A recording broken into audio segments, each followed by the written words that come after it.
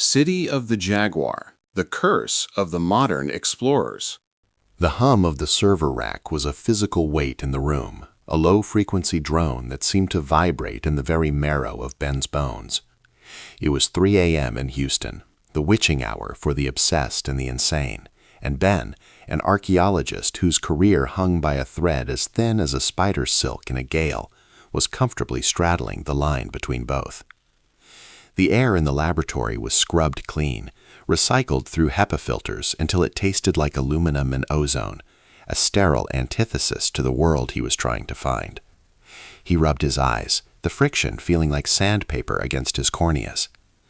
Under the harsh, unforgiving fluorescent lights that buzzed with the frantic energy of trapped insects, his skin looked pallid, almost translucent. He hadn't seen the sun in 3 days. He had been living in this windowless crypt, subsisting on stale coffee that tasted of burnt rubber and the manic hope that somewhere, in the billions of data points swirling on the hard drives, a ghost was waiting to speak. Beside him sat Sarah. If Ben was the chaos of the dream, Sarah was the cold, hard logic of the waking world. She was a Lidar specialist, a technologist who viewed the world not through the romantic lens of lost civilizations and gold dust legends, but through the binary purity of returns and elevations. She slouched in her ergonomic chair, her posture a testament to exhaustion, one hand resting on the mouse like a dead weight. Her face, illuminated by the spectral blue glow of the monitor, was a mask of skepticism. To her, the jungle wasn't a mystical repository of secrets. It was a dataset, a messy, chaotic, noisy dataset that she had been cleaning for weeks. She blinked, her eyelashes fluttering against the fatigue that pulled at her eyelids like gravity. "It's just noise, Ben," Sarah said, her voice raspy, stripped of patience. "It's biomass. It's trees, vines, chaotic terrain. You're looking for order in a place that is defined by entropy." Ben didn't look at her. He couldn't. His gaze was locked on the screen, on the swirling vortex of colors that represented the topography of the Mesquite jungle in Honduras, the Little Amazon, the place where maps went to die. "The legend isn't entropy," Ben murmured, his voice barely audible over the hum of the cooling fans. "The White City, Ciudad Blanca. It's not just a story, Sarah. Cortez heard about it. The Bishop of Honduras wrote about it to the King of Spain in 1544. He said the nobles ate from gold plates. You don't make that up. You don't risk excommunication for a fairy tale." Sarah sighed, a sharp exhalation through her nose. She spun her chair slightly, the leather creaking in the silence. "People make things up all the time, Ben, especially when they're dying of malaria or starving in a green hell. Hallucination is a powerful author. And Theodore Morde, the guy who claimed he found it in 1940? "He brought back artifacts," Ben countered, defensive now, his hand tightening into a fist on the desk. "He saw the walls." He also refused to reveal the location and then hanged himself in his parents' shower," Sarah replied ruthlessly. "That doesn't scream credible discovery to me. It screams trauma or fraud. Look, we have flown the Cessna over the target area. We have fired billions of laser pulses into that canopy. If there was a city there, a stone metropolis large enough to support the population the legends talk about, the Lidar would have pinged it, but all I see is noise." Ben stood up, the motion sudden and jerky. He paced the small length of the lab, his shadow stretching and contracting against the banks of computers. He felt the phantom itch of the jungle, a place he had never truly conquered, but which had consumed his imagination since he was a boy. He thought of the Mosquitia. It was not a welcoming forest. It was a biological fortress, a rugged, mountainous terrain of triple canopy rainforest where the sun rarely touched the ground. It was home to the fer de lance, the ultimate pit viper, a creature so aggressive it would chase you. It was a place of jaguars, of mucilage mud that could swallow a man whole, of parasites that ate the soft tissue of your face. For 5 centuries, explorers had marched into that green maw. Some came back broken, raving about white stone walls rising from the mist. Most didn't come back at all. The jungle simply digested them. And now here they were, fighting the jungle not with machetes and quinine, but with algorithms and photons. The irony wasn't lost on Ben. They were trying to strip the jungle naked without ever touching a leaf. "Run the filter again," Ben said, stopping behind Sarah's chair. "Ben, "Just run it. The bare earth algorithm. I want to strip every tree, every bush, every blade of grass. I want to see the skin of the earth. Sector T1, the valley beyond the ridge." Sarah rolled her eyes, but her hand moved. She was a professional, and despite her skepticism, the challenge of the data intrigued her. The Lidar system, light detection and ranging, was a marvel. Mounted on a shaky Cessna Caravan, the machine had fired lasers at the ground at a rate of hundreds of thousands of pulses per second. These pulses penetrated the gaps in the dense canopy, hit the ground, and bounced back to the sensor. By measuring the time of flight, the computer could calculate the distance. Most pulses hit leaves, the first returns, but a tiny fraction, maybe less than 1%, found a hole in the leaves and hit the mud, the last returns. Sarah's job was to take those billions of points and tell the computer, ignore the first returns, ignore the trees, show me only the last returns. It was a digital deforestation, a way to see what had been hidden for 500 years. "Processing Sector T1, Sarah muttered, typing a command string. The progress bar on the screen crawled forward, agonizingly slow. The fans on the workstation spun up to a jet engine whine as the processors crunched the massive geometrical calculations. Ben leaned in, his breath fogging the air near the screen. He felt a tightness in his chest, the familiar cocktail of hope and dread. This was the gamble. Millions of dollars in funding, his reputation, the years of research, all betting on the idea that the legends were true, that the White City wasn't just a myth born of fever dreams, but a real place, a civilization that had thrived and vanished before Columbus ever set sail. "The computer is reconstructing the terrain model," Sarah said, her voice detached, "stripping vegetation, interpolating the ground surface. Stand by." All the screen, the dense, chaotic green cloud of the jungle began to dissolve. It was like watching a magic trick or a striptease performed by nature itself. The digital trees vanished. The canopy, which had looked like a lumpy broccoli florets from above, melted away. What was left was a gray, shaded relief map of the ground beneath, the naked earth. At first, it looked like nothing, just the undulating, organic curves of river valleys and steep ridges, the fractals of nature. Nature does not build in straight lines. Nature builds in curves, in erosion, in chaos. "See?" Sarah said, reaching for her coffee. "Mud and rocks, just like I said. No gold, no monkey god, just—" She stopped. Her hand froze halfway to the mug. Ben stopped breathing. On the upper right quadrant of the screen, in the crook of a protected valley, something had emerged from the digital noise. It wasn't the chaotic slope of a landslide. It wasn't the winding curve of a riverbank. It was a line, a perfectly straight line. "Zoom in," Ben whispered. His voice sounded strangled, foreign to his own ears. Sarah didn't argue. She clicked, dragging the box over the anomaly. The screen refreshed, rendering the high-resolution DEM, digital elevation model. The straight line became a rectangle, then another, and another. "My God," Sarah breathed. The skepticism drained from her face, replaced by a raw, primal shock. She leaned closer to the screen, her eyes darting across the pixels.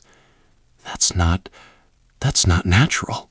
"No," Ben said, a smile breaking across his face, a rictus of triumph and terror. "Nature doesn't make right angles." The image was unmistakable.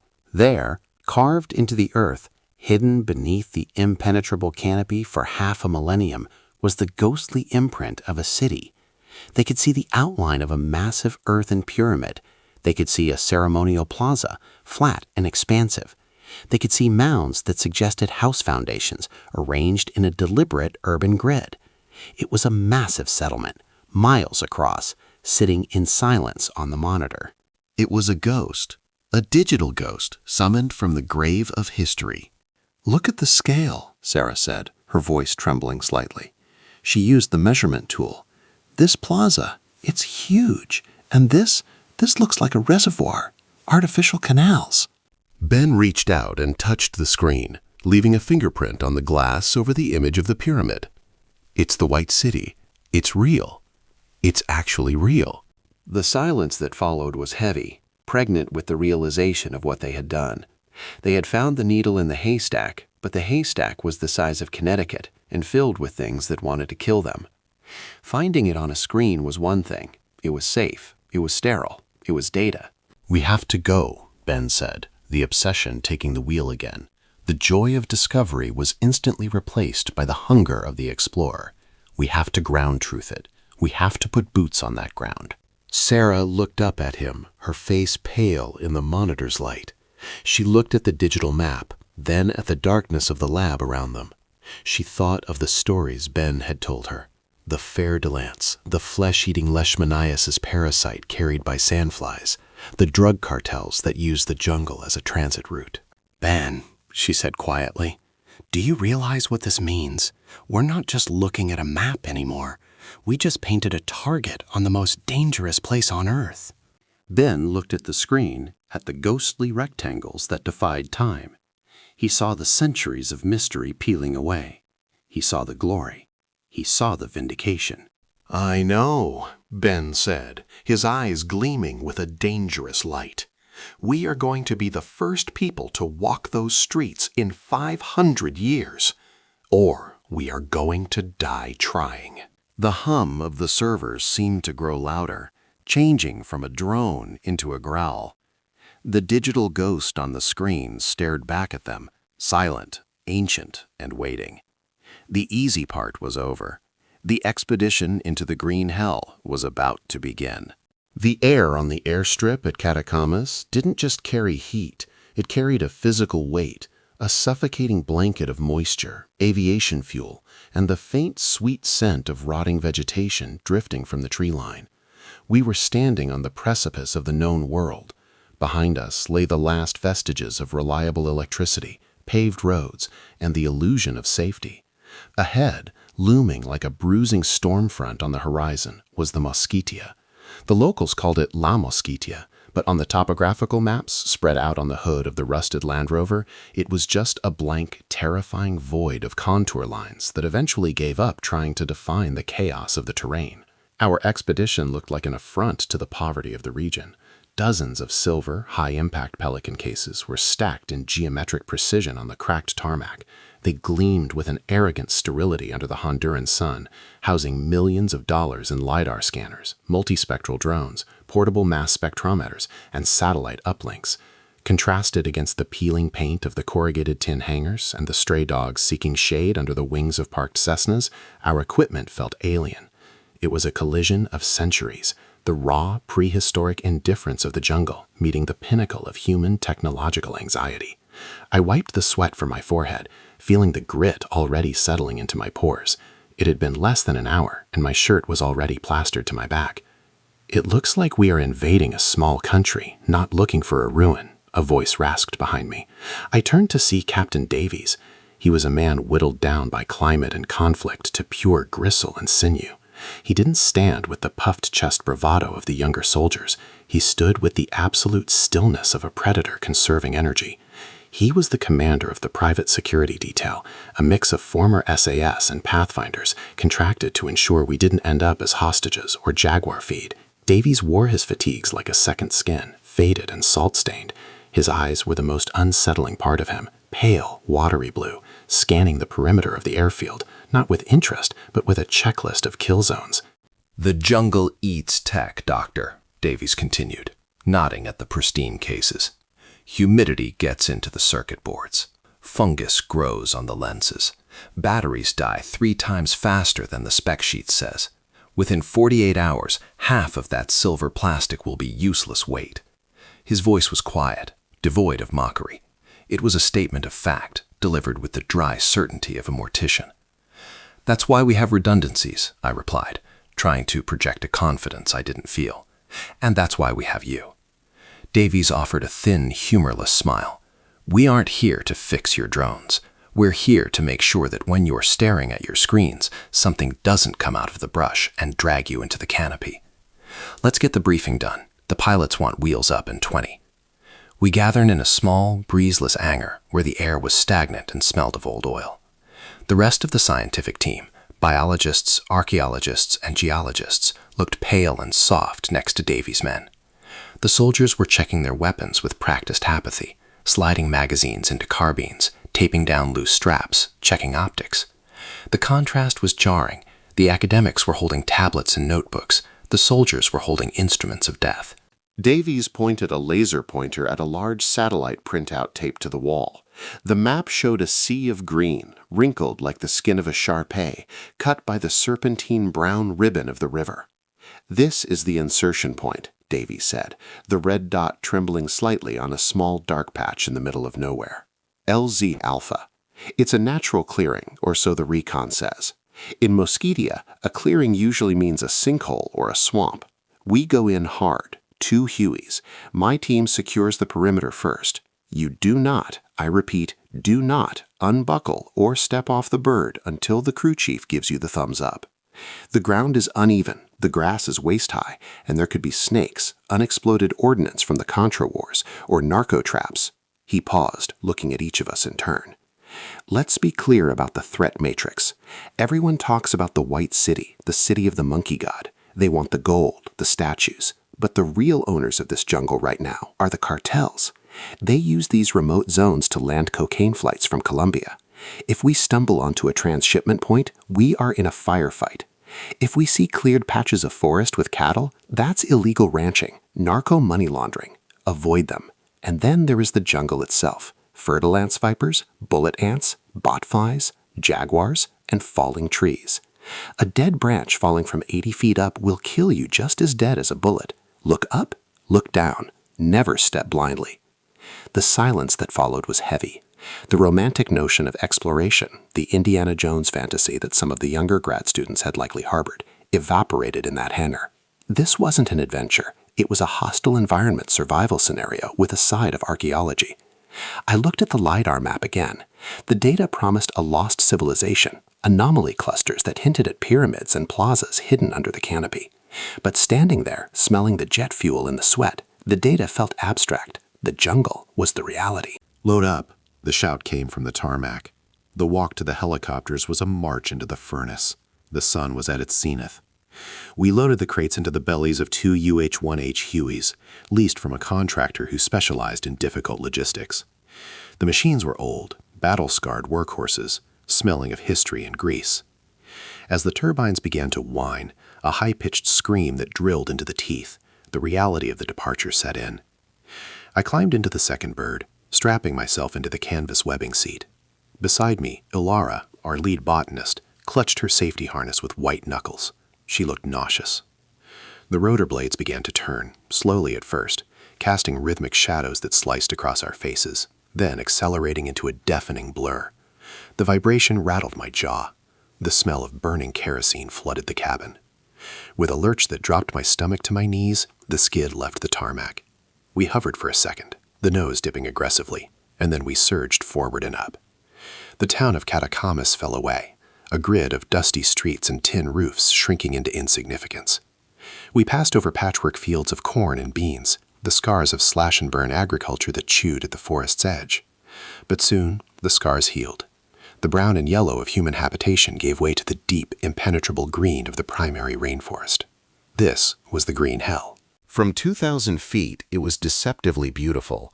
It looked like a plush velvet carpet rolling over hills and mountains, endless in uniform. But the uniformity was a lie. It was a chaotic, three-dimensional labyrinth of competition and death, hidden under a canopy so thick that sunlight barely touched the ground. Clouds drifted below us, snagging on the mountain peaks like torn cotton.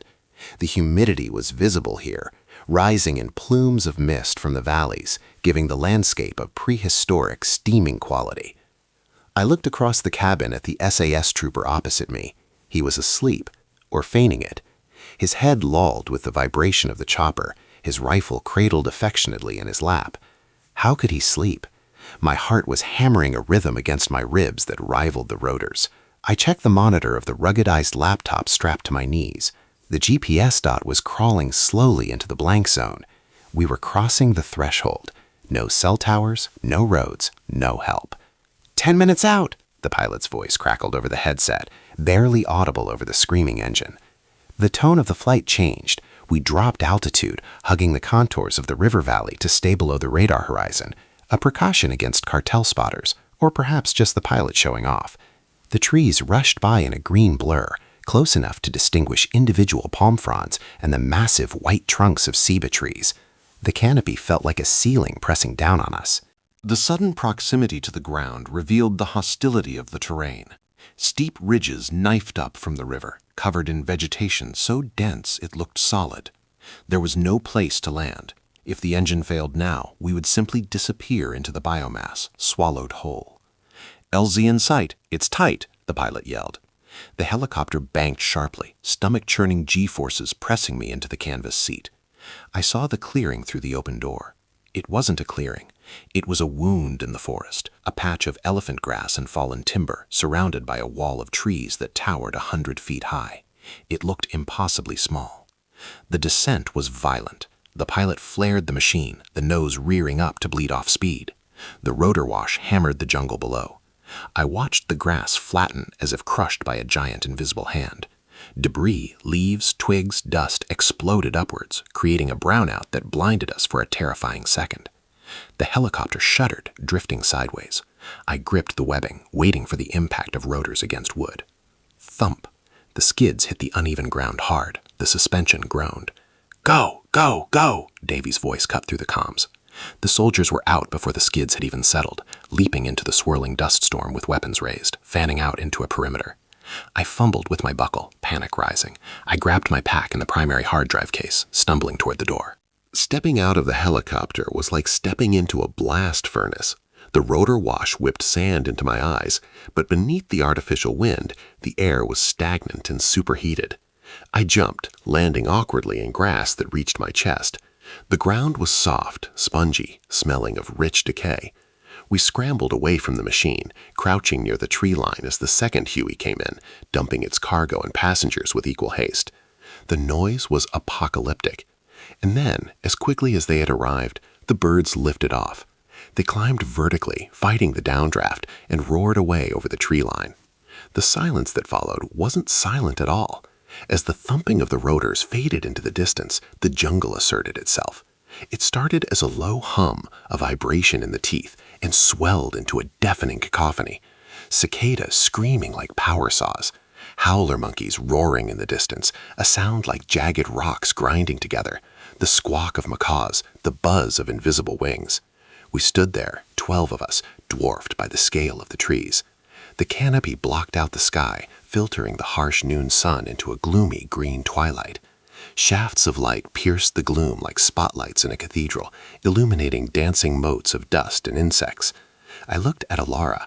She was brushing a massive, iridescent beetle off her shoulder, her face pale. Davies was already signaling his men to establish a defensive line. I checked the Lidar tablet. The GPS showed us at the coordinates, but the map was just a gray grid. I looked up. A wall of vines and trunks blocked vision more than 10 meters in any direction. The awe I expected was there, yes, the majesty of the primeval forest. But it was overshadowed by a primal, lizard-brained realization. We were intruders. We were soft, slow, and blind. And we were standing in the mouth of a digestive system that had been hungry for millions of years. This wasn't a research site. It was a green tomb waiting to be sealed. "Check your comms," Davies ordered, his voice sounding small in the vastness. "Camp set up in the center. Do not wander past the perimeter tape. If you have to piss, you do it in pairs." I opened the main Pelican case, the hiss of the pressure seal equalizing sounding like a gasp. I powered up the base station. The screen flickered to life, casting a cold blue artificial light onto the wet leaves. It was the only clean, sharp thing in a world of chaotic organic shapes. I looked at the data stream, then back at the dark wall of the jungle. The transition was complete. We were in the green hell. The jungle did not simply exist. It breathed. It suffocated and it consumed. For the last 48 hours, the world had shrunk to the immediate claustrophobic radius of 3 meters. Beyond that, there was only the green wall, a chaotic, tangled fractal of chlorophyll that defied logic and navigation. The air was not air. It was a suspended soup of moisture, spores, and heat, so dense it felt like inhaling through a wet wool blanket. Every breath was a negotiation with the environment. The humidity sat at a merciless 100%, turning the act of sweating into a futile biological joke. The perspiration had nowhere to go, so it simply slicked the skin, soaked the fatigues, and invited the insects. Captain Mac McAllister, lead of the SAS detail, moved with a fluid economy that seemed impossible given the terrain. He didn't fight the jungle, he slipped through its gaps. His machete was an extension of his arm, flicking out not to hack, but to sever specific tendrils that blocked the path. Behind him, however, the disparity between the operators and the academics was becoming painfully evident. Dr. Eris Thorne, the expedition's lead archaeologist, was gasping. Each step he took was a heavy, sucking thud as his boots fought the relentless grip of the jungle floor, a mixture of rotting leaf litter and clay-like mud that possessed the adhesive quality of industrial glue. "Hold," Max signaled, his voice barely a whisper, yet cutting through the cacophony of the rainforest. The buzzing of cicadas was a deafening metallic shriek that drilled into the skull, overlaid by the distant demonic roars of howler monkeys. Thorne stopped, bending over, hands on his knees, sweat dripping from the tip of his nose. Tell me we are close," he wheezed, his face flushed a dangerous shade of crimson. Mac checked the GPS unit strapped to his wrist. The screen glowed with a cold, sterile light, an alien artifact in this primeval gloom. The satellite connection was spotty, the signal bouncing off the dense canopy above. "According to the coordinates from the Lidar scan, we have another 2 clicks, but in this terrain, 2 clicks might as well be 20. 2 clicks, Sarah," the team's biologist muttered, wiping slime from her arm where a fern had brushed her. "That's 4 hours at this pace." She looked at her skin, inspecting a fresh welt. The jungle was active. It wasn't just plants. It was a biological war zone. Everything here had evolved to eat, poison, or parasitize everything else. The thorns were 3 inches long and hard as steel. The ants were aggressive. The very leaves seemed sharp enough to slice skin. The march resumed. It was a descent into a green fugue state. The soldiers, Miller, Cooper, and Ghost, formed a protective perimeter around the scientists, their eyes scanning the undergrowth not for beauty, but for threats. They were looking for tripwires, unnatural disturbances, or the glint of eyes. But the enemy here wasn't human, not yet. The ground began to slope upwards, the moat turning slicker. Cooper, walking point, suddenly froze. He raised a fist. The unit halted instantly, the silence of the humans amplifying the screaming of the insects. Cooper pointed low, to the left of a rotting log that Sarah was about to step over. There, almost invisible against the tapestry of decaying leaves, was death. Coiled in a tight, kinetic S-shape was a fer de lance, the Bothrops asper.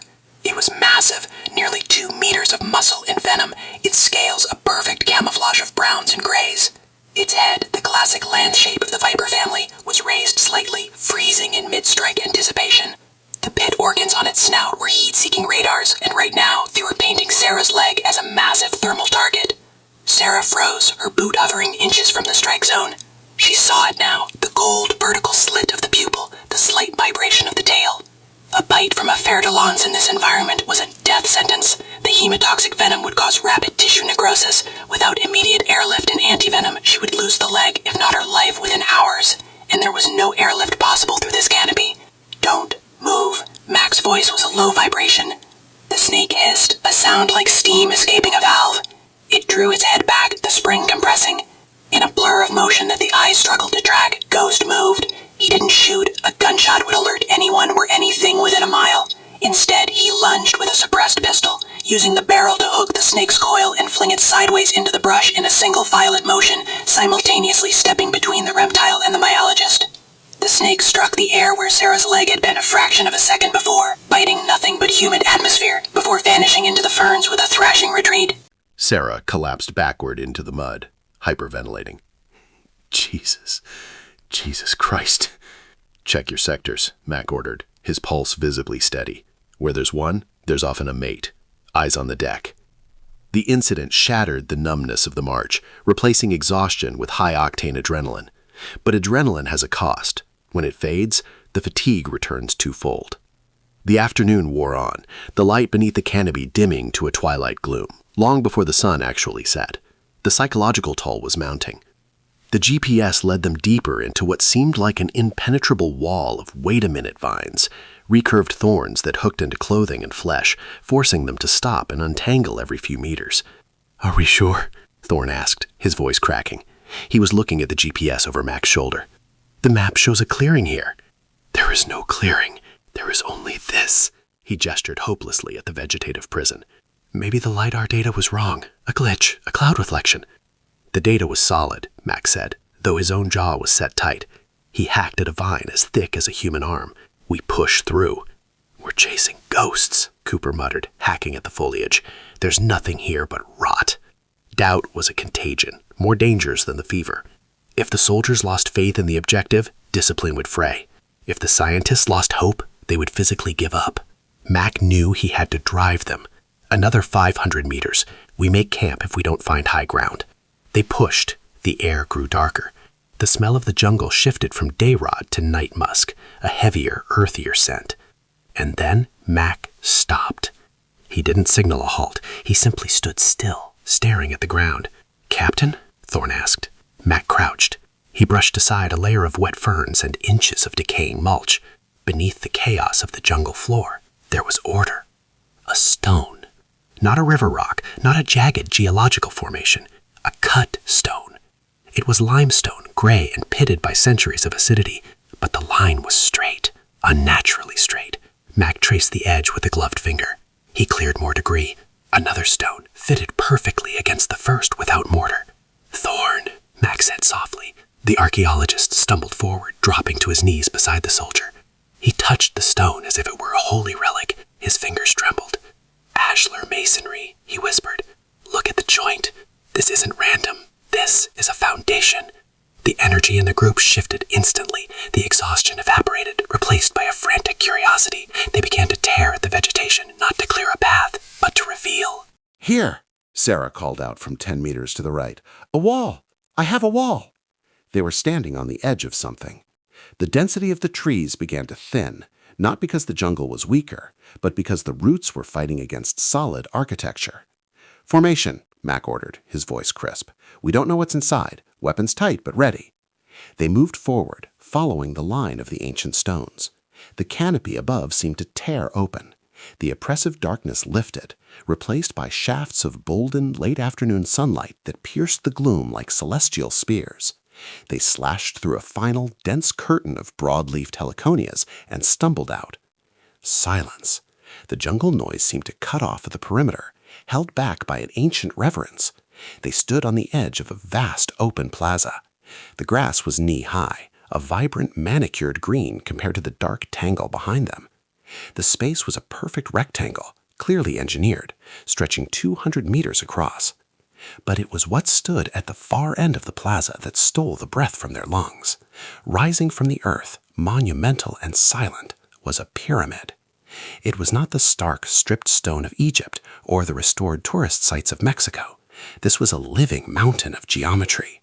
It was a step pyramid, rising in 9 distinct terraces to a flat summit. It was covered in a layer of moss and creeping vines, giving it the appearance of being grown rather than built, yet the sharp angles of its corners were unmistakable. It dominated the space, a testament to a power that had tamed this hellscape 1,000 years ago. The structure absorbed the sunlight, glowing with an ethereal emerald aura. At the very top, a stone structure, a temple, stood silhouetted against the sky, dark and foreboding. Thorn fell to his knees, not from exhaustion this time, but from the crushing weight of the revelation. Tears streamed down his face, mixing with the grime and sweat. "It's real," he choked out. "The lost city of Z, or whatever they called it. It's actually real." Mac lowered his rifle, scanning the perimeter. The tactical part of his brain was screaming that this was a perfect kill zone, an open arena exposed to the high ground of the temple. But the human part of him, the part buried under layers of training and cynicism, felt a spark of pure, unadulterated awe. "Check the perimeter," Max said, but his voice lacked its usual bite. He stared at the pyramid. It was silent, majestic, and terrifyingly ancient. They were the first modern eyes to see this. They had walked through hell, and they had found something that shouldn't exist. The wind rustled across the open plaza, carrying a scent that wasn't rot, but something old, dust, stone, and the faint metallic tang of ozone. The legend had become reality, and the reality was far larger and far more imposing than any of them had dared to dream. The initial intoxicating rush of discovery, that singular moment when the veil of history is torn away to reveal the impossible, does not last. It burns hot and bright, a magnesium flare in the mind, but it inevitably fades, leaving behind the gray ash of reality. For the expedition team, the euphoria of finding the city of the Jaguar god dissipated within 48 hours, replaced by the crushing weight of logistics and the grim realization of the environment's hostility. The jungle did not care that they had rewritten history. It only cared about digestion. The ruins were vast, a sprawling necro-metropolis strangling under 5 centuries of unrestrained vegetation. Giant ceiba trees, their roots like the flying buttresses of Gothic cathedrals, had pulverized limestone plazas. Lianas thick as pythons wrapped around crumbling steles, holding them in a crushing embrace that was both destroying and preserving them. The scale of the site was not just impressive, it was terrifying. It hinted at a civilization of immense power and population, now utterly erased, leaving only bones of stone to be picked clean by the rainforest. The team established their primary base camp on a relatively flat terrace, likely once a marketplace or a ceremonial plaza, now cleared of underbrush by the macheteros. The contrast was jarring, almost violent. The hyper-modern aesthetics of the 21st century, solar arrays, satellite uplinks, geometric nylon tents, and the cold blue glow of ruggedized laptops superimposed against the primeval chaos of the Mosquitia. It looked like a colony on an alien planet. Generators hummed a constant low-frequency thrum that competed with the shrieks of howler monkeys, a sound that ripped through the canopy like the screams of the damned. The air was a physical substance, thick with humidity, smelling of wet rot, ozone, and the distinct metallic tang of ancient Earth being turned for the first time in half a millennium. Sweat was constant. It didn't drip, it flowed, soaking clothes within minutes of waking, creating a permanent layer of grime that no amount of wet wipes could remove. They were intruders here, and every leaf, every vine, every insect seemed to vibrate with a silent rejection of their presence. Work began with military precision. The lead archaeologist, Dr. Lowe, orchestrated the excavation like a crime scene investigation. There would be no Indiana Jones-style blabbing of idols. This was a process of accumulation, of data points, of context. The site was gridded out with string and stakes, imposing a Cartesian logic on the organic anarchy of the rainforest. LiDAR scans had provided the roadmap, but the ground truth was a different beast. The LiDAR couldn't show the texture of the stone, the quality of the carving, or the specific arrangement of the offerings. For that, they needed trowels, brushes, and back-breaking patience. The primary focus of the initial dig was the base of the main pyramid, an earthen mound faced with cut stone that rose out of the jungle floor like the back of a leviathan. According to Mesoamerican tradition, the base of such structures was a liminal space, a portal between the underworld and the sky, where offerings were placed to consecrate the holy ground. The team approached it with a mix of reverence and clinical detachment, peeling back layers of humus and root mat. It was on the 3rd day of the dig that the rhythm changed. The monotonous scraping of trowels against dirt hit something solid, not the dull thud of a root or the crumble of limestone, but the ringing clink of the salt, hard stone, imported stone. A shout went up from the pit, not of triumph, but of sharp command. Hold back, brushes only. The pace slowed to a crawl. The soil, dark and rich with centuries of decaying pile mass, was gently swept away, revealing the rounded curve of a stone vessel. Then another, then a metate, a corn grinding stone, carved with intricate geometric patterns. As the circle of excavation widened, the team fell into a stunned silence. This wasn't just a stray artifact. It was a cache, a massive, deliberate deposit. It became apparent that they had stumbled upon something unprecedented. The artifacts hadn't been scattered by timer looters. They were stacked, carefully, lovingly arranged.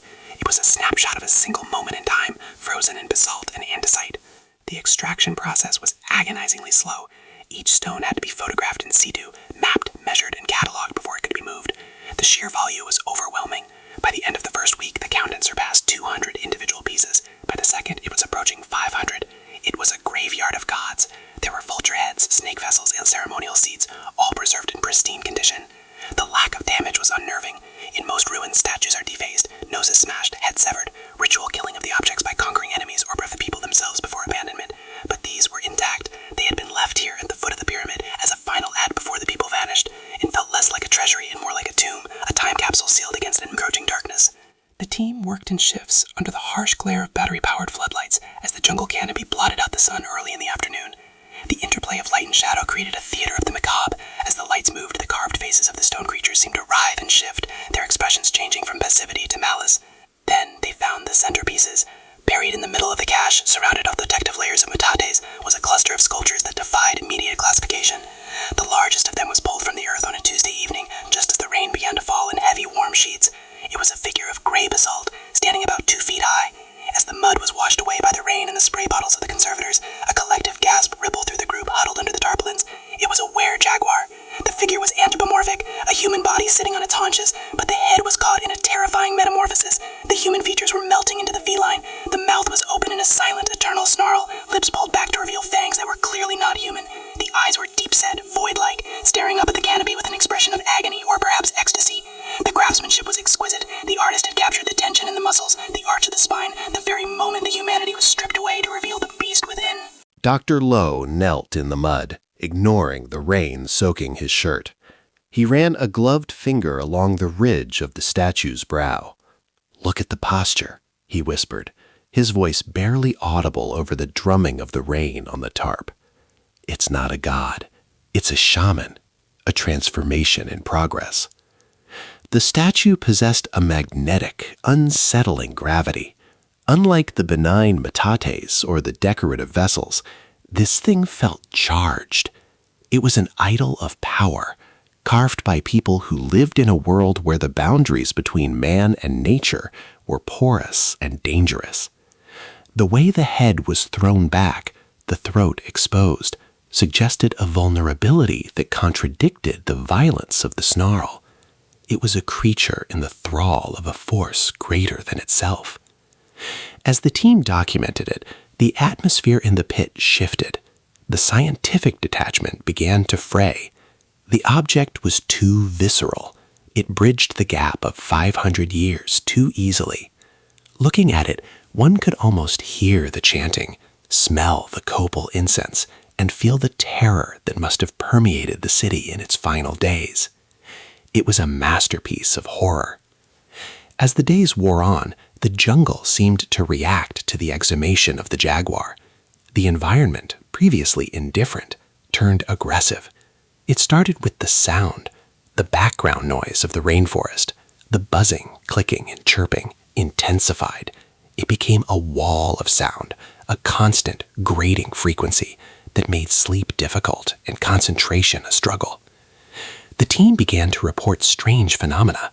Tools went missing, only to appear in different sectors of the grid. Shadows at the periphery of vision seemed to move independently of the swaying branches. A feeling of scopophobia, the sensation of being watched, settled over the camp. It wasn't the paranoia of isolation. It was a shared, palpable weight. The researchers would look up from their laptops, scanning the dark wall of vegetation, convinced that eyes were fixed upon them, evaluating, waiting. The jaguar statue, now resting on a table in the preservation tent, seemed to be the focal point of this unease. Some of the local guides refused to look at it, making the sign of the cross and muttering about duendes and ancient curses. The scientists dismissed this as superstition, but they too found themselves avoiding the tent at night. Then came the flies. It began innocuously enough. A few team members slapped at their necks, complaining of gnats, but within 48 hours the swarm arrived. They were phlebotominae, sandflies, but in numbers that defied ecological logic. They were tiny, almost invisible to the naked eye, appearing only as a shimmering white haze in the beams of the floodlights. They didn't buzz like mosquitoes. They were silent, and they didn't just bite, they fed. The sensation was a sharp, burning prick, followed by an intense, maddening itch that seemed to radiate from the bone. The insect repellent usually effective was useless.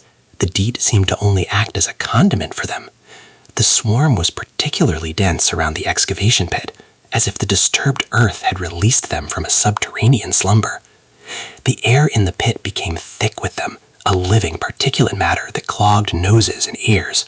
Researchers were forced to wear head nets and long sleeves, despite the stifling heat, sweating profusely inside their protective gear, their movement hampered, their temper shortening. The psychological toll of the insects was immediate and severe. There is something deeply violating about being eaten alive by something you cannot see. The constant itch broke down discipline. Arguments flared over trivialities. The precise lines of the grid began to blur as focus wavered. But it was the nature of the fly itself that cast the longest shadow. Dr. Lowe, scratching at a welt on his forearm, gathered the team for a briefing, his face grim under the harsh fluorescent lights of the mess tent. He spoke of leishmaniasis, the white leprosy, the parasite carried by the sandfly that eats the face, dissolving the cartilage of the nose and mouth, turning a human being into a monstrous ruin. He didn't say it, but everyone looked at the photos of the were-jaguar statue and made the connection. The snarling, dissolved face of the stone shaman, the sunken nose, the exposure of the teeth. Was the statue a depiction of a spiritual transformation, or was it a medical record, a stone warning of the flesh-eating curse that guarded the city? One evening, as the sun set in a blaze of bruised purple and blood orange, the jungle felt particularly close.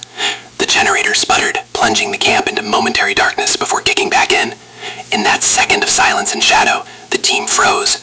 From the direction of the pyramid, from the black throat of the excavation pit, came a sound. It wasn't a monkey. It wasn't a jaguar. It was a low, rhythmic thrubbing, like a heartbeat or a drum beaten deep underground. It lasted only a moment, perhaps a hallucination born of exhaustion and the incessant itching, but it shattered the remaining veneer of scientific control. When the lights flickered back on, the world looked different. The leaves were too green, too sharp. The shadows were too deep. The cache of statues, the 500 stone witnesses, seemed to be waiting for something. The were-jaguar, sitting in the preservation tent, stared out with its blank eyes, its silent roar screaming into the night. The expedition had come to study the past, but the past was not dead. It was merely dormant, and they had just rung the dinner bell. The wonder of discovery had rotted away, revealing the bone-deep horror beneath. They were not alone in the city of the jaguar. They were guests in a house of pestilence, and the hosts were waking up. Trzeci dzień w zielonym piekle nie rozpoczął się wschodem słońca. Rozpoczął się dusznym, szarym przejściem od nocnej czerni do mlecznej mgły, która oblepiała wszystko niczym mokry całun. W obozie, rozbitym w cieniu cyklopowych murów zaginionego miasta, panowała cisza, ale nie był to spokój odpoczynku. To była cisza wyczekiwania, napięta jak struna tuż przed pęknięciem. Ben obudził się z krzykiem uwięzionym w gardle, gwałtownie siadając na polowej pryczy. Jego serce łomotało o żebra jak uwięziony ptak, a ciało pokryte było zimnym, lepkim potem. Sen, z którego się wyrwał, nie przypominał zwykłych koszmarów. Był zbyt realny, zbyt namacalny. Śnił o korzeniach. Nie o tych, które widział na zewnątrz, oplatających kamienne stele, ale o korzeniach rosnących wewnątrz niego, przeciskających się przez żyły, owijających się wokół płuc, zaciskających pętle na sercu. Kiedy otworzył oczy, przez chwilę nie był pewien, czy sen się skończył. Namiot tonął w półmroku, a wilgotne powietrze pachniało ozonem i gnijącą roślinnością, zapachem, który przez ostatnie 72 godziny stał się ich nieodłącznym towarzyszem. Przetarł twarz dłonią i syknął z bólu. Skóra na jego przedramionach i szyi piekła żywym ogniem. Podciągnął rękaw termoaktywnej koszulki, która miała chronić przed insektami, i oświetlił skórę latarką. W świetle zimnej lodowej wiązki zobaczył mapę zniszczenia. Dziesiątki drobnych, zaognionych punkcików układały się w konstelację bólu, ukąszenia. Mimo repelentów, mimo moskitier, mimo najnowocześniejszej chemii, dżungla znalazła sposób, by ich dotknąć. To nie były zwykłe ślady po komarach. Wokół każdego nakłucia skóra była twarda, sina, a ze środka sączyła się przezroczysta, lepka wydzielina. Ben poczuł falę mdłości. To miejsce nie tylko ich nie chciało, ono ich trawiło. Wstał powoli.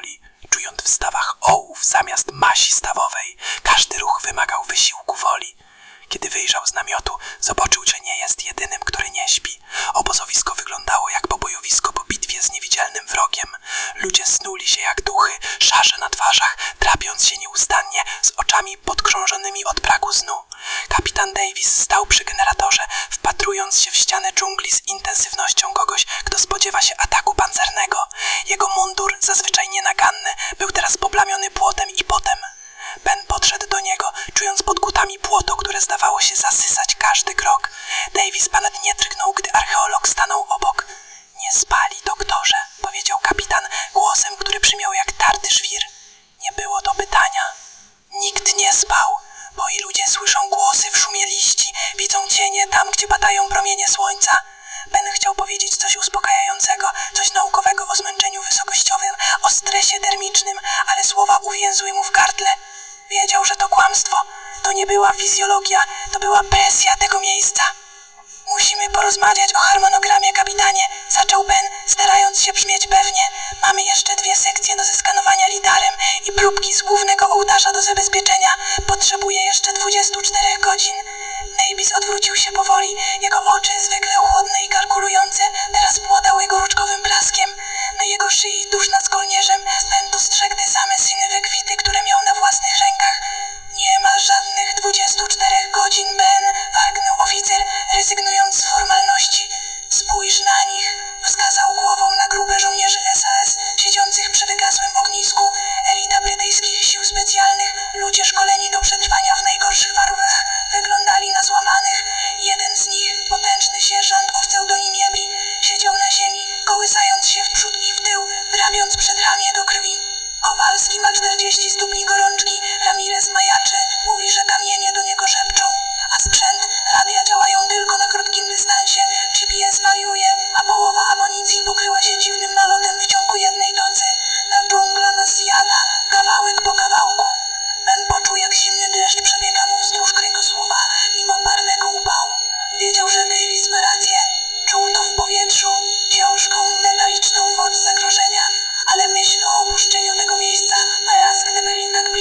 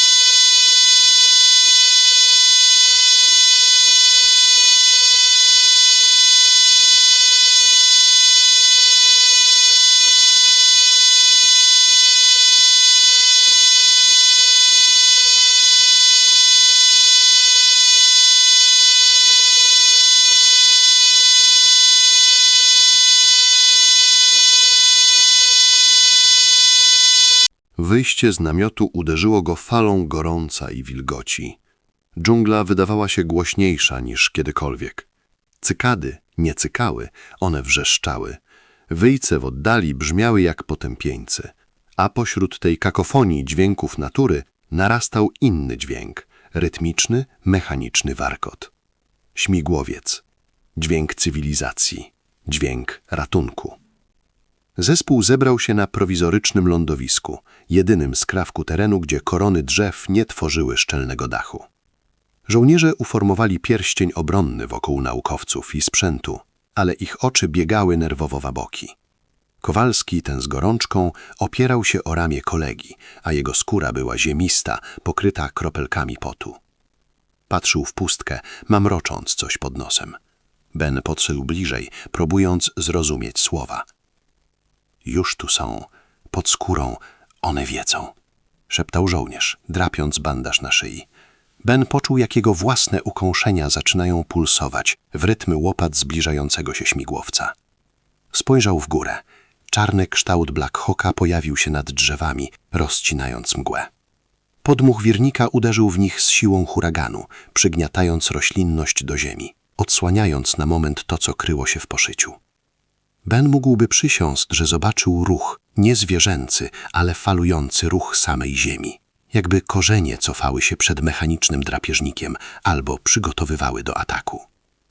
Ładować się, szybko! Wrzeszczał Davis, przekrzykując ryk silników. Nie było żadnego ceremoniału, żadnego dziękuję za współpracę, tylko brutalna efektywność ewakuacji. Skrzynie zostały wrzucone na pokład, potem ludzie. Ben wsiadł jako jeden z ostatnich. Kiedy postawił stopę na metalowej podłodze śmigłowca, poczuł, jakby zrzucił z barków fizyczny ciężar. Ale w tej samej chwili, gdy oderwał wzrok od podłogi i spojrzał na ruiny, poczuł ukłucie żalu. Zostawiał tu swoje życiowe dzieło. Śmigłowiec szarpnął i zaczął się wznosić. Ben usiadł na ławce, zapinając pasy drżącymi rękami. Obok niego siedział Davis, wpatrzony w podłogę, oddychając ciężko, jakby właśnie przebiegł maraton. Naprzeciwko nich siedzieli żołnierze i reszta naukowców. Nikt nie rozmawiał, nikt się nie uśmiechał. Nie było przybijania piątek, nie było otwierania piwa. Wszyscy wyglądali jak ocaleni z katastrofy, a nie triumfujący odkrywcy. Ben wychylił się w stronę okna. Maszyna wznosiła się ponad linię drzew. Z tej perspektywy miasto wyglądało jeszcze bardziej niesamowicie i przerażająco. Kamienne struktury, które z dołu wydawały się majestatyczne, teraz wyglądały jak zęby wystającej z zielonego dziąsła dżungli. A dżungla się zamykała. Ben widział, jak mgła wpływa na ulice miasta, jak cienie wydłużają się, połykając to, co jeszcze przed chwilą oświetlało słońce. Wyglądało to tak, jakby las leczył ranę zadaną przez ich obecność, jakby miasto zapadało w sen, z którego nie miało się już obudzić. Zniknęło, powiedział cicho Ben, bardziej do siebie niż do innych, jakby nas tam nigdy nie biło. Davis nie odpowiedział. Kapitan patrzył na swoje dłonie, zdjął taktyczne rękawice. Jego palce były spuchnięte, stawy zaczerwienione. Pomiędzy palcami, tam gdzie skóra jest najcieńsza, widniały czarne linie, jakby ktoś wstrzyknął mu atrament pod skórę. Linie te pulsowały lekko, przesuwając się w górę dłoni, w stronę nadgarstka. Ben poczuł nagły skurcz żołądka. Przeniósł wzrok na swoje ramię, podwinął rękaw. Wokół jednego z ukąszeń zaczerwienienie zniknęło, ustępując miejsca sinej barwie. A pod skórą, wyczuwalne pod palcami, było zgrubienie. Coś małego, twardego, co przesunęło się pod naciskiem jego palca. To nie była infekcja bakteryjna. To nie była reakcja alergiczna. To było coś biologicznego, coś żywego. Spojrzał po reszcie załogi. Wszyscy drapali się, wiercili, pocierali karki i ramiona. W sterylnym świetle wnętrza śmigłowca, w huku wirnika, który zagłuszał wszelkie rozmowy, Ben zrozumiał straszną prawdę. Myśleli, że uciekli, myśleli, że zostawili dżunglę za sobą, ale dżungla nie potrzebowała kamiennych murów, by ich więzić, nie potrzebowała pnączy, by ich trzymać. Zmieniła taktykę. Stała się mikroskopijna, wsiąkła w ich krew, zaknieściła się w ich ciałach. Śmigłowiec leciał ku zachodzącemu słońcu, niosąc na pokładzie nie tylko zmęczonych ludzi i bezcenne artefakty. Nosił w sobie ładunek, który był o wiele starszy i bardziej niebezpieczny niż cokolwiek, co wykopali z ziemi. Cena wiedzy została ustalona dawno temu, a infasent właśnie zaczął pobierać należność. Ben oparł głowę o zimną ścianę kabiny i zamknął oczy, ale pod powiekami wciąż widział te same obrazy, korzenie, wszędzie korzenie i czuł, jak jeden z nich, cieniutki jak włos, zaczyna wić się wzdłuż jego kręgosłupa, kierując się prosto do mózgu. Powrót do cywilizacji nie przypominał w niczym triumfalnych scen z filmów przygodowych, którymi karmiła ich popkultura. Nie było fanfar, a jedynie ogłuszający rytm wirników śmigłowca, który wibrował w ich kościach, zastępując puls dżungli. Kiedy płozy maszyny dotknęły betonu na lądowisku w Manaus, uderzył ich zapach. Nie była to już słodkawa woń zgnilizny i kwitnących orchidei, ale ostry chemiczny smród spalonego paliwa lotniczego, rozgrzanego asfaltu i miejskiego kurzu. Dla zespołu, który przez tygodnie oddychał wilgotnym, gęstym powietrzem miasta Jaguara, ten pierwszy haust cywilizacji smakował jak popiół. Wyłanali się z wnętrza maszyny powoli, mrużąc oczy przed słońcem, które tutaj, na otwartej przestrzeni, wydawało się bardziej agresywne, pozbawione naturalnego filtra w postaci koron drzew. Ich ubrania, niegdyś profesjonalny sprzęt ekspedycyjny, teraz przypominały szmaty, przesiąknięte potem, błotem i zaschniętą krwią, o której pochodzenie nikt nie chciał pytać. Pierwsze godziny w hotelu Amazonas Luxury były surrealistycznym doznaniem dysocjacji. Anna stała pod prysznicem przez 40 minut. Strumień gorącej wody uderzał w jej plecy, a ona patrzyła, jak brązowa woda spływa do odpływu, wirując w hipnotycznym tańcu. Szorowała skórę gąbką, aż stała się czerwona i bolesna, jakby chciała zedrzeć z siebie nie tylko brud, ale i wspomnienie wilgotnego dotyku liści, insektów i tego czegoś, co czaiło się w ruinach. Ale dżungla nie dawała się tak łatwo zmyć. Wciąż czuła jej zapach we włosach, w porach skóry. Kiedy wyszła z łazienki, owinięta w puszysty, śnieżno-biały szlafrok, pokój hotelowy wydał się jej obcy. Klimatyzacja szumiała cicho, utrzymując temperaturę na poziomie lodowatej sterylności. Pościel była zbyt gładka, zbyt czysta. Cisza była inna, martwa, pozbawiona cykena cykad i krzyków małp. To była cisza izolacji, a nie natury. Anna usiadła na brzegu łóżka i włączyła telewizor. Ekran rozbłysnął fejrią barw, atakując jej zmysły. Wiadomość o ich powrocie i odkryciu wyprzedziła ich samych. Pasek informacyjny na dole ekranu krzyczał czerwonymi literami: zaginione miasto odnalezione, przełom w archeologii. Widziała migawki z ich wyjazdu, zdjęcia satelitarne, spekulacje ekspertów, którzy nigdy nie postawili stopy w serwie. To było jak oglądanie filmu o kimś innym. Świat zewnętrzny już zawłaszczył ich historię, przepuścił ją przez filtry medialnej sensacji i sprzedawał jako produkt. Nie wiedzieli o strachu, nie wiedzieli o cieniach. Wiedzieli tylko o złocie i chwale. Kolejne dni zlały się w jeden długi ciąg konferencji prasowych, wyjadów i blysków fleszy. Zespół został przetransportowany do Nowego Jorku, gdzie czekała na nich prawdziwa burza. Sala konferencyjna w Muzeum Historii Naturalnej pękała w szwach. Dziennikarze z Time, National Geographic, CNN i BBC tłoczyli się, walcząc o najlepsze miejsce. Kiedy weszli na podium, powitała ich owacja na stojąco. Markus, lider ekspedycji, uśmiechał się szeroko, choć w jego oczach Anna widziała to samo zmęczenie, które czuła w swoich kościach. Opowiadali o architekturze, o systemach irygacyjnych, o ceramice. Ostrożnie pomijali fragmenty o nocnych szeptach i poczuciu bycia obserwowanym. Stworzyli narrację bezpieczną, naukową, strawną dla mas. To odkrycie zmienia nasze rozumienie prekolumbijskich cywilizacji w Amazonii, mówił Markus do mikrofonu, a jego głos, wzmocniony przez system nagłośnienia, brzmiał pewnie i autorytatywnie. To dowód na to, że dżungla nie jest pustynią, ale ogrodem, który kiedyś tętnił życiem. Anna siedziała obok, kiwając głową w odpowiednich momentach. Czuła się jak oszustka. Nie dlatego, że kłamali o znaleziskach, ale dlatego, że przemilczali cenę, jaką dżungla wystawiła za to odkrycie. Wpatrywała się z tłum w te setki twarzy oświetlonych blaskiem smartfonów i kamer i zastanawiała się, czy oni widzą w nich bohaterów czy ofiary. W pewnym momencie jej wzrok padł na Johna, operatora kamery, który stał z boku sceny, filmując reakcję tłumu. John drapał się po policzku. Robił to odruchowo, niemal kompulsywnie. Anna zmarszczyła brwi, zauważyła ten gest już w samomowie, ale teraz w ostrym świetle studyjnych lamp zobaczyła, że skóra na jego twarzy jest zaczerwieniona, a po środku czerwonej plamy widnieje mały ciemny punkt, jak ukąszenie, które nie chce się zagoić. Tydzień później, gdy medialny szum nieco opadł, spotkali się w barze na Manhattanie, by świętować we własnym gronie. Był to miejsce modne z przecienionym światłem, skórzanymi kanapami i drinkan, których ceny przekraczały tygodniowy budżet przeciętnej rodziny w Manaus. Pili drogą whisky i śmiali się głośno, zbyt głośno. Alkohol szumiał im w głowach, luzując węzłe napięcia, które nosili w sobie od tygodni. Pamiętacie tę przeprawę przez rzekę? Rzucił David, geolog, unosząc szklankę. Myślałem, że kajman odgryzie mi nogę, przysięgam. Wybuchnęli śmiechem. To, co wtedy było przerażające, teraz z perspektywy bezpiecznego baru w centrum cywilizacji stało się anegdotą, trofeum wojennym, którym można było imponować. A te cholerne moskity w mieście Jaguara, wtrącił Jog, pociągając duży łyk piwa. Nadal mam pamiątkę po jednym z nich. Przechylił głowę, wystawiając policzek do światła lampy wiszącej nad stolikiem. Śmiech przygasł nieco. Na jego kości policzkowej tuż pod okiem widniała zmiana skórna wielkości monety 10-centowki. Nie wyglądała jak zwykłe okąszenie. Środek był zapadnięty, pokryty szarawą, wilgotną tkanką, a brzegi były wściekle czerwone i opuchnięte. Wyglądało to jak miniaturowy wulkan na jego twarzy. Stary, to wygląda paskudnie, skrzywił się Markus. Powinieneś to pokazać lekarzowi. John machnął ręką, bagatelując sprawę. Byłem wczoraj u dermatologa. Jakiś gość z dyplomami z Ivy League. Powiedział, że to nadkażone odkąszenie muchy piaskowej. Dał mi maść sterydową i antybiotyk. Powiedział, że zejdzie za parę dni. Zarabiasz to cały czas, zauważyła Anna, czując dziwny niepokój w żołądku.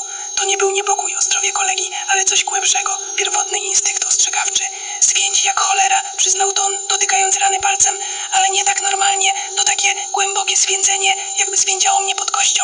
Może złożyłeś tam jaja i będziesz mamusią, zażartował David, ale nikt się nie zaśmiał. Żart zawisł w powietrzu, ciężki i nieodpowiedni. Atmosfera beztroski pękła. Wszyscy wpatrywali się w rankę na twarzy Johna.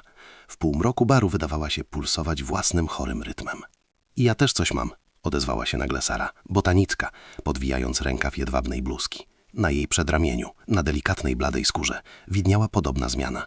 Mniejsza, ale o identycznej strukturze, kraterowaty świówek i zaognione brzegi. Zauważyłam to rano. Myślałam, że to pająk. To pewnie ta sama mucha, stwierdził Markus, starając się brzmieć racjonalnie, choć jego głos stracił nieco pewności. Byliśmy w tym samym obozie. To logiczne, że pogryzły nas te same owady. Tak, logiczne, powtórzyła Anna, ale w jej umyśle pojawił się obraz ruin miasta Jaguara. Pamiętała te dziwne, opalizujące muszki, które unosiły się nad ołtarzem ofiarnym. Nie bzyczały, były całkowicie bezgłosne. Czy to one? Wzniesioło toast za pamiątki z dżungli, ale whisky smakowała teraz inaczej. Mniej jak triumf, a bardziej jak znieczulenie przed czymś nieuchronnym. John stał przed lustrem w swojej łazience. Była 3:00 nad ranem. Nie mógł spać. Maść, którą przepisał lekarz, drogą, farmaceutyczną nowość w eleganckiej tubce, nie działała. Właściwie miał wrażenie, że po jej nałożeniu jest gorzej. Rana na policzku zmieniła się. Nie była już tylko czerwoną plamą. Teraz w ostrym, bezlitosnym świetle jarzeniowki nad lustrem widział detale, których wolałby nie widzieć. Tkanka wewnątrz krateru nie była martwa. Ona się ruszała. Bardzo powoli, niemal niezauważalnie, ale się ruszała. To nie było drżenie mięśni. To była falująca, rytmiczna pulsacja samej materii wewnątrz rany. Zbliżył twarz do lustra, tak blisko, że jego oddech zaparował szkło. Przetarł je dłonią. Spojrzał w głąb swojej skóry. Wydawało mu się, że widzi cieniutkie białe niteczki wijące się w szarej mazi. Co do cholery, szepnął. Sięgnął po pensetę leżącą na półce. Ręce mu drżały. Złapał jedną z tych nitek. Pociągnął. Ból był oślepiający. To nie był ból wyrwanego włosa. To było uczucie, jakby ktoś wyciągał rozżarzony drut bezpośrednio z jego nerwu trójdzielnego. Upuścił pensetę, która z brzękiem uderzyła o umywalkę. Z rany nie popłynęła krew. Wypłynął z niej przezroczysty, lepki płyn o słodkawym zapachu, który przypomniał mu woń gnijących orchidei w dżungli. John oparł się o umywalkę, oddychając ciężko. W lustrze jego własne oczy patrzyły na niego z przerażeniem. To nie była infekcja bakteryjna. Wiedział to. Czuł, że cokolwiek to jest żywe i jest głodne. Następnego dnia John wrócił do lekarza. Tym razem nie był to rutynowy przegląd. Wdarł się do gabinetu doktora Arringtona bez zapowiedzi, mijając zdumioną recepcjonistkę. Musi pan to zobaczyć teraz! Krzyknął, zdejmując opatrunek, który sam sobie założył nad ranem. Doktor Arrington, starszy mężczyzna o aparycji dobrotliwego dziadka, uniósł brwi z nad okularów. Panie Williams, proszę się uspokoić. Stres nie pomaga w gojeniu. Urwał, gdy zobaczył twarz Johna. Zmiana powiększyła się przez nas dwukrotnie. Obejmowała teraz znaczną część policzka, zniekształcając rysy twarzy. Skóra wokół była naciągnięta i błyszcząca, koloru ciemnego fioletu. Doktor wstał, zakładając lateksowe rękawiczki. Jego ruchy stały się ostrożne, profesjonalne, ale John wyczuł w nich nutę obrzydzenia. Niech pan usiądzie na fotelu. Włączę lampę zabiegową. Światło lampy było zimne i jasne, bezlitosnie obnażając każdy szczegół horroru na twarzy Johna. Doktor pochylił się, badając ranę przez termatoskop. Przez długą chwilę panowała cisza, przerywana jedynie szumem wentylacji. To niezwykłe, mruknął w końcu lekarz, cofając się. Wygląda na agresywną postać leiszmaniozy skórnej. Przebieg jest zbyt gwałtowny i ta wydziewina. Pobiorę wycinek do biopsji. Musimy to wysłać do CTC. John poczuł ukłucie igły znieczulającej, ale nawet przez lidokainę przebijało się to dziwne, głębokie swędzenie.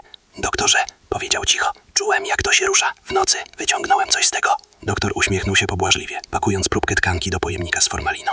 To normalne przy stanach zapalnych, pani Williams. Nerwy są podrażniowe, mogą wysyłać fałszywe sygnały. Parestezję, mózg bata figle, zwłaszcza po traumatycznych przeżyciach w dżungli. To tylko biologia, nic więcej. Przepiszę silniejszy antybiotyk i leki uspokajające. Wyniki biopsji będą za 3 dni.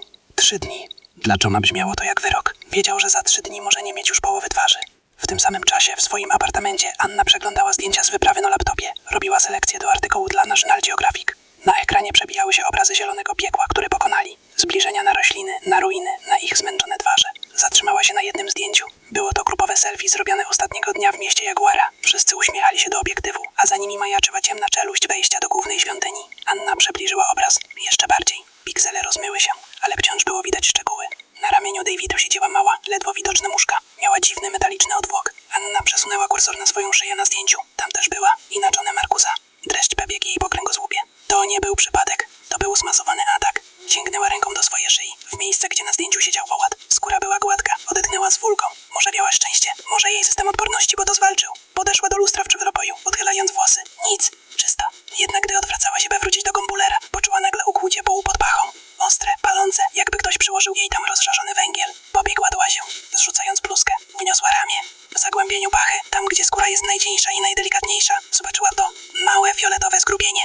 Nie było otwarte jak włóczona, ale pod skórą ujęł się myciek ciemnych naczyń, rozwodzących się promieniście jak pęknięcia na szybie. Wyglądało to jak mapa inwazji. Dotknęła tego miejsca. Było otwarte jak namień i gorące. Wtedy zadzwoni w telefon. To był Markus. Anna, jego głos był dziwny, chrobowaty, jakby mówił przez zaciśnięte zęby. Jesteś w domu? Tak, co się dzieje? Musisz przyjechać do szpitala. Sara, ona zasłabła. Zawierli ją na oddział zakaźny. Mówił, że mam strzał septyczny. Markus. Anna patrzyła na swoje odbicie w lustrze, na fioletowe znamie pod pałą. Czy pytasz, to masz? Cisza po drugiej stronie była długa i ciężka. Na plecach, herceł w końcu, wielkości pięści. Anna rozłączyła się. Świat wokół niej, luksusowy apartament, nagrody na półkach i sokle panoramy miasta. Wszystko to nagle przestało mieć znaczenie. Zrozumiała, że dżungla ich nie wypuściła. Dżungla przyszła z nimi. Noc obrali za zmęczenie, za stres, za zwykłe ogłoszenia. Było okierska inkubacji. Pasożyty, mikroskopijni strażnicy miasta Jaguara biły ich czujność. Pozwoliły im wrócić do miasta ludzkości, by tam rozpocząć swój cykl życiowy. To nie była choroba, to była kolonizacja. Anna łukała się mechanicznie, zakrywając nowego ją swetrem. Mimo że w mieszkaniu było ciepło, czuła zimno broniące od środka. Weszła na ulicę wprost z nieukwianego miasta. Ludzie mijali ją, spieszący się do swoich spraw, nieświadomi, że obiegnie idzie do biologiczne. Patrzyła na ich gładkie, strume twarze, przystępność ją ubijadle. Jak łatwo zbroczyć do poczucia bezpieczeństwa. Wszedła do taksówki, do szpitala na Usajnaj, wrzuciła do Georgi. Samochód ruszył, nagle otarła głowę o szybę. Odwahał czuła rytmicznie pulsowanie, synchronizowany z biciem jej serca. Raz, 2, 3. Z każdym uderzeniem misja postępowała. Z każdym uderzeniem uraz silnie zażarł zwartego złotło. Wiatr za górą zbudował się długa ze świetą. Należna całą pewnego łakało się lody. Naciągało się chowanie na domu znowu działa. Początkowo była to tylko irytacja. Niewielkie, swędzące punkciki na skórze, które każdy z nas zbywał machnięciem ręki, przypisując je wszechobecnym moskitom, pająkom czy kolczystym zaroślom, przez które przedzieraliśmy się tygodniami. W dżungli skóra rzadko pozostaje nieskazitelna. Jest mapą otarć, ukąszeń i siniaków, swoistym dziennikiem podróży zapisanym krwią i potem. Jednak to, co zaczęło dziać się z naszymi ciałami po powrocie do cywilizacji, nie przypominało niczego, co widzieliśmy wcześniej, ani w podręcznikach survivalu, ani w najgorszych koszmarach hipochondryka. To nie było gojenie, naturalny proces regeneracji, do którego przywykliśmy. To była powolna, metodyczna dekonstrukcja tkanki. Niewinne krostki, które powinny zaschnąć i zniknąć po kilku dniach, zaczęły ewoluować z przerażającą, niemal inteligentną determinacją. Pierwszy zauważył to Douglas, człowiek, który niejedno w życiu widział, ale tego poranka jego twarz w lustrze wyrażała czyste niedowierzanie. Podczas porannej toalety, w ostrym, bezlitosnym świetle łazienkowego lustra, przyjrzał się zmianie na swoim przedramieniu. To, co wczoraj było zaczerwienieniem wielkości monety, swędzącym punktem, o którym łatwo zapomnieć w natłoku codziennych spraw, dziś przypominało wulkaniczny krater w miniaturze. Brzegi rany stwardniały i uniosły się, tworząc wałowate zgrubienie, przybierające barwę wściekłego, ciemnego fioletu, kontrastującego z bladą skórą wokół. Środek zmiany zapadł się, jakby tkanka pod spodem po prostu wyparowała lub została rozpuszczona, wypełniając się martwą, szarawą masą i sączącą się lepką, przezroczystą surowicą. Nie było strupa, tego znaku, że organizm walczy i naprawia uszkodzenia. Rana była żywa, mokra i otwarta, jakby ciało odmówiło posłuszeństwa i przestało dbać o integralność swojej powłoki. Z każdym dniem krater się powiększał, pożerając milimetr po milimetrze zdrowej skóry. Nie działo się to w skali tygodni, ale w sposób zauważalny niemal z godziny na godzinę. Ból, który temu towarzyszył, nie był ostry ani kłujący. Był to tępy, nieustanny rytm, pulsujące, głębokie przypomnienie o czymś obcym, co zagnieździło się pod naskórkiem i rościło sobie prawa do naszego ciała. To było fizyczne odczucie bycia konsumowanym. Wkrótce telefony zaczęły dzwonić, przerywając ciszę naszych domów i wnosząc do nich atmosferę narastającej grozy. Steve, Chris, a potem kolejni członkowie zespołu wszyscy zgłaszali to samo, głosami drżącymi od tłumionej paniki. Opisywali te same objawy, rany, które nie chcą się goić, wyciek płynów, dziwny kolor, narastający obrzęk. Panika, która do tej pory tliła się gdzieś na obrzeżach świadomości jako cichy niepokój, teraz wybuchła z siłą pożaru trawiącego suchy las. To nie był przypadek, statystyczna anomalia czy zbieg okoliczności. To nie była alergia na egzotyczną roślinę. To była systematyczna inwazja. Mitologia miasta Boga Małp, te wszystkie mroczne opowieści o klątwach rzucanych przez szamanów na tych, którzy ośmielą się naruszyć spokój starożytnych ruin, nagle przestały brzmieć jak scenariusz taniego filmu przygodowego. W obliczu gnijącego ciała racjonalizm naukowców i dziennikarzy zaczął kruszyć się pod naporem pierwotnego strachu. Klątwa zaczęła przypominać wyrok śmierci, odroczony w czasie, ale nieuchronny. Zespół, choć fizycznie rozdzielony po powrocie do swoich domów, mentalnie znów był razem, połączony wspólnym przerażeniem. Nasz los był wspólny i prowadził nas w jedno miejsce, do sterylnych, białych korytarzy oddziałów chorób zakaźnych.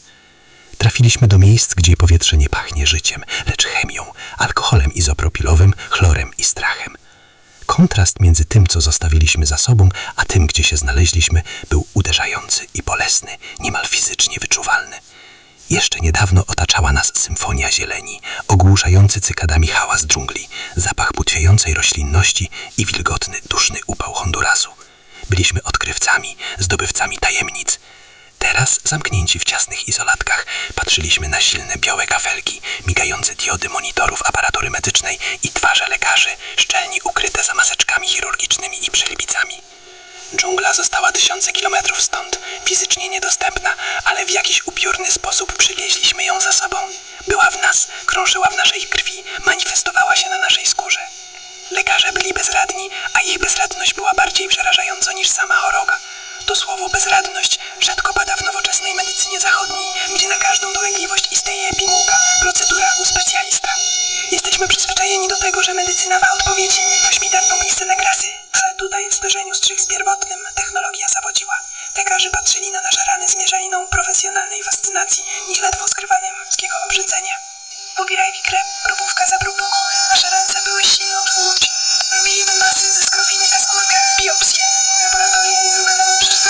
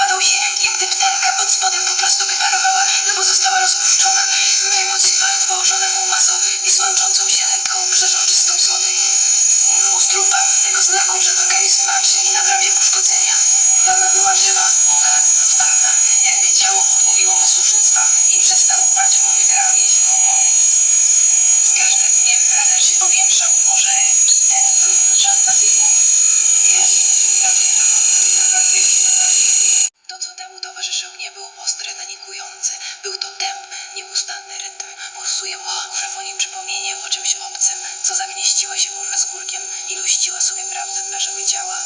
Trudno wiedzieć, że odczucie wyciągą słowa.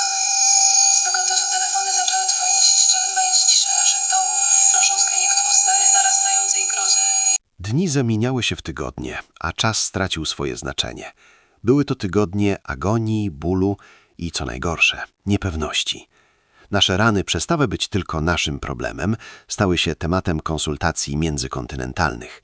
Zdjęcia naszych owrzodzeń w wysokiej rozdzielczości przesyłano szyfrowanymi łączami między Instytutami Medycyny Tropikalnej w Londynie, Nowym Jorku, Atlancie i Limie. Byliśmy zagadką medyczną, ciekawym przypadkiem, slajdem w prezentacji PowerPoint, który studenci medycyny będą oglądać z niedowierzaniem na wykładach. Aż wreszcie nastąpił przełom. Nie dzięki standardowym testom z krwi, które wciąż wychodziły w normie, ale dzięki uporowi i włączeniu do sprawy światowej sławy eksperta od parazytologii. Był to człowiek, który spędził życie badając najmniejszych i najbardziej podstępnych zabójców naszej planety. Weteran walki z mikrokosmosem. Próbki naszych tkanek trafiły pod potężny mikroskop elektronowy. I tam, w powiększeniu 1000 razy, prawda wyszła na jaw. To, co zobaczyli badacze, nie było bakterią ani wirusem. To był pierwotniak, skomplikowany organizm jednokomórkowy, pasożyt. Diagnoza brzmiała leishmanioza śluzówkowo-skórna. Nazwa brzmiała naukowo, sterylnie, niemal elegancko, ale to, co kryło się za tymi łacińskimi słowami, było czystym, nieskondensowanym horrorem. Pasożyt z rodzaju leishmania. Ekspert usiadł przy moim łóżku. Nie miał na sobie maski, co było dziwną odmianą, ale jego twarz była poważna. Zaczął wyjaśniać naturę naszego wroga, a każde jego słowo było jak cios w brzuch. To nie jest zwykła choroba skóry, powiedział cicho, przesuwając palcem po wydrukowanym schemacie cyklu życiowego pasożyta. To organizm, który ewoluował miliony lat, by przetrwać wewnątrz twojego układu odpornościowego. Nie walczy z nim wprost, on go wykorzystuje. Twój organizm, wykrywając zagrożenie, wysyła makrofagi, komórki żerne, pierwszą linię obrony, które mają za zadanie pożreć i zneutralizować najeźdźca. Ale leishmania jest sprytna. Ona pozwala się pożreć. To część jej planu. A potem wewnątrz twojego własnego obrońcy, wewnątrz makrofaga, zaczyna się zmieniać, traci wić i zaczyna się mnożyć. Dzieli się raz za razem, aż komórka twojego układu odpornościowego pęka z przepełnienia, uwalniając 1000 nowych pasożytów, które natychmiast atakują kolejne makrofagi. To była wojna domowa na poziomie komórkowym, a my przegrywaliśmy ją z kretesem. Nasz własny układ odpornościowy stał się wylegarnią wroga. Ale najgorsze miało dopiero nadejść. Ekspert przeszedł do rokowania. Odmiana, którą złapaliśmy w Hondurasie, Leishmania brasiliensis, była jedną z najbardziej zjadliwych na świecie. Miała pewną przerażającą, unikalną cechę – tropizm do błon śluzowi. Biały trąd, tak nazywali to miejscowi Indianie i mieli ku temu powody. Ekspert wyjaśnił z brutalną szczerością, że nawet jeśli rany na skórze, te na rękach i nogach się zagoją, pasożyt może nie zginąć. Może wejść w stan uśpienia. Może przetrwać w ukryciu w naszym ciele przez miesiące, lata, a nawet dekady, czekając na moment osłabienia. A wtedy migruje. Jego celem jest twarz. Atakuje miękkie tkanki i chrząstki wewnątrz nosa, podniebienie, gardło. Zjada twarz od środka. Nos zapada się, przegroda nosowa znika. Wargi ulegają erozji, pozostawiając przerażającą, ziejącą dziurę w samym środku twarzy, odsłaniając wnętrze czaszki. Ofiary umierają w męczarniach z powodu infekcji wtórnych lub niemożności jedzenia i oddychania. To była prawdziwa klątwa miasta Jaguara. Nie duchy przodków, nie magiczne zaklęcia, nie demony, ale mikroskopijny potwór przenoszony przez muszkę mniejszą od łebka szpilki. Wiedza przyniosła nazwę dla naszego cierpienia, zdefiniowała wroga, ale nie przyniosła ulgi. Przeciwnie, diagnoza przyniosła nowy, głębszy rodzaj strachu, strach przed przyszłością. Leczenie istniało, ale było archaiczne, brutalne i niebezpieczne. Nie było nowoczesnej, cudownej tabletki. Główną bronią były związki antymonu, metale ciężkie, wlewy dożylne z trucizny, która miała zabić pasożyta, zanim zabije pacjenta. To była terapia z początku XX wieku. To jak chemioterapia, ostrzegł lekarz. Skutki uboczne były liczne i grozne. Uszkodzenie trzustki, arytmia serca, zniszczenie wątroby, potworne bóle mięśni i strawów. A co najgorsze, nie było gwarancji sukcesu. Wskaźnik niepowodzeń przy szczepie był wysoki. Patrzyłem na moją rękę, na ten robiejący fioletowy krater i po raz pierwszy widziałem w nim dżunglę w jej prawdziwej postaci. Widziałem te miliony lat bezlitosnej ewolucji, które stworzyły idealnego drapieżnika. My, ludzie Zachodu, z naszymi GPS-ami, z kamerami liderowymi, telefonami satelitarnymi i korteksem, weszliśmy do ich domu z arogancją zdobywców, myśląc, że technologia nas chroni. A dżungla odpowiedziała bronią biologiczną, na którą nie byliśmy gotowi. Teraz w sterylnej bieli szpitala, przy akompaniamencie pikających pomp infuzyjnych, zrozumiałem przerażającą prawdę. Nigdy tak naprawdę nie opuściliśmy miasta Boga Mał. Ono nie zostało w Hondurasie, ono wciąż rosło w nas, pożerając nas, komórka po komórkę. The silence of the National Institutes of Health in Bethesda was a different kind of heavy than the silence of the Mosquitia rainforest. In the jungle, silence was a predator holding its breath, a prelude to violence. Here, in the sterile, fluorescent-lit corridors of the isolation ward, silence was the sound of waiting. It was the sound of chemical drips counting out seconds, of rubber soles squeaking on polished linoleum, of the low hum of air filtration systems scrubbing the atmosphere of anything living. For Ben, lying in the stiff, starch-white sheets, the contrast was a physical assault. He had spent weeks in a world of infinite, suffocating green, a place of rot and exuberant life where every inch of space was fought for by vines, insects, and fungi. Now he was in a world of white and gray, a vacuum of stainless steel and plastic. And yet the jungle was still here. It was inside him. It was eating him from the inside out. The doctors called it mucocutaneous leishmaniasis. They spoke of the protozoan parasite, Leishmania brasiliensis, with a detached clinical fascination. They explained how the sandfly, no bigger than a gnat, had bitten him, perhaps while he slept in a hammock strung between two mahogany trees, or while he crouched in the mud examining a potsherd. The fly had regurgitated the parasites into his blood, and they had been dormant, waiting, multiplying. Now, weeks after his return to civilization, the white leprosy had awakened. It wasn't just an infection, it was a consumption. The parasite had an affinity for the mucous membranes of the face, the nose, the mouth, the throat. Without the treatment, his face would collapse, the cartilage of his nose would dissolve, his palate would perforate, and he would be left a monstrous, breathing skull. The horror of it was not sudden, it was slow, a gradual erasure of identity. But the cure was almost as terrifying as the disease. They hooked him up to the IV line for the daily infusion of amphotericin B. The nurses, clad in protective gear that made them look like astronauts, called it amphoterrible. It was a heavy-duty antifungal, a toxic slurry that was essentially poison, carefully measured to kill the parasite slightly faster than it killed the host. As the amber liquid dripped into his vein, Ben braced himself. Within 20 minutes, the rigors began. His body shook so violently that his teeth chattered like castanets. A bone-deep cold seized him, a chill that no amount of blankets could banish, followed by a spiking fever that made him hallucinate. In the delirium of the fever, the hospital walls melted away. The beeping of the heart monitor became the screech of howler monkeys. The ceiling fan became the beating wings of the great vulture.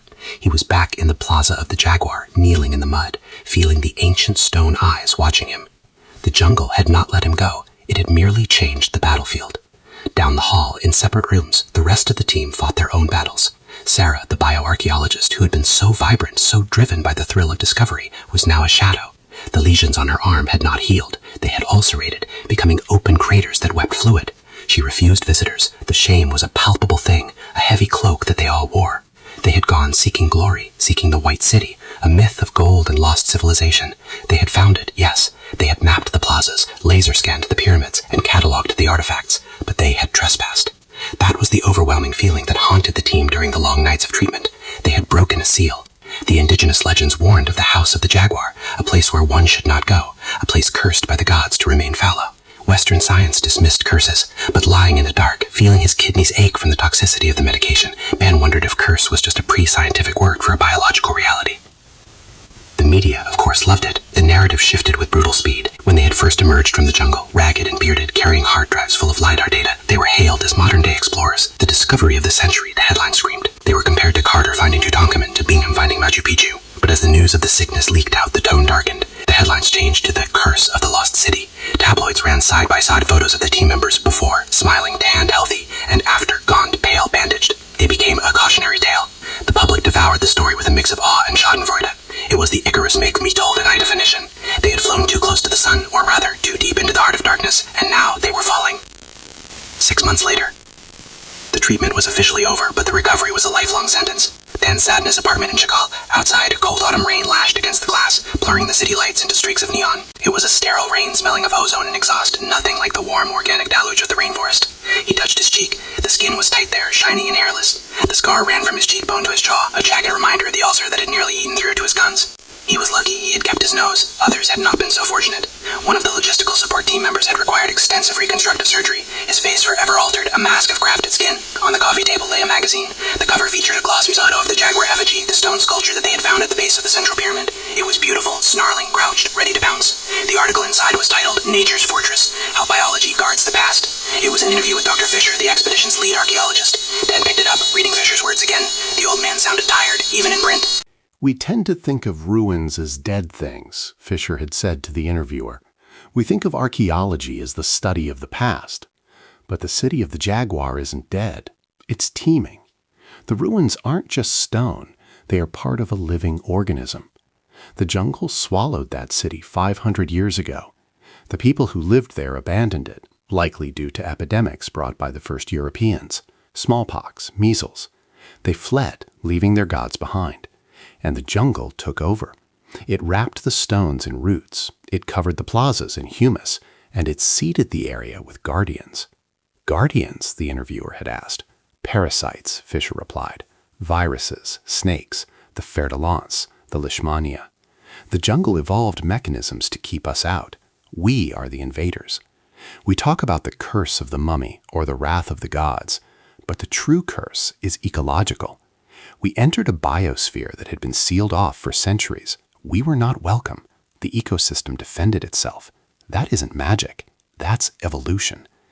That city, it doesn't belong to us. It belongs to the jaguar and everything the jaguar represents. Ben put the magazine down. He walked to the window. His reflection ghosted in the glass, the scarred man, the survivor. He thought about the final days of the expedition, the frantic rush to helicopter the artifacts out before the rains made the landing zone a swamp. He remembered the feeling of the stone jaguar under his fingertips. It hadn't felt like a lifeless rock. It had felt cold, indifferent, and immensely powerful. The true meaning of the discovery was only now settling in. The government of Honduras, upon seeing the devastation of the crew and the potential for looting, had made a decision that shocked the scientific community. They had classified the location. The coordinates were wiped from public databases. The site was placed under military protection, but not to excavate it, to quarantine it. The official statement claimed it was to protect the archaeological integrity of the site, but Ben knew the truth. They were protecting the world from the city, and the city from the world. They were letting it sleep. There was a certain beauty in that, Ben realized. In a world where every square inch is mapped by satellites, where tourists trek to the top of Everest, where mystery is systematically dissected and sold, the city of the jaguar would remain a blank spot. It would remain a shadow. The jungle would reclaim the clearing they had cut. The vines would creep back over the stelae. The howler monkeys would reclaim the canopy above the pyramid. Ben reached into his pocket and pulled out a small printed photograph he had kept, unauthorized, from the dig. It wasn't the gold or the pottery.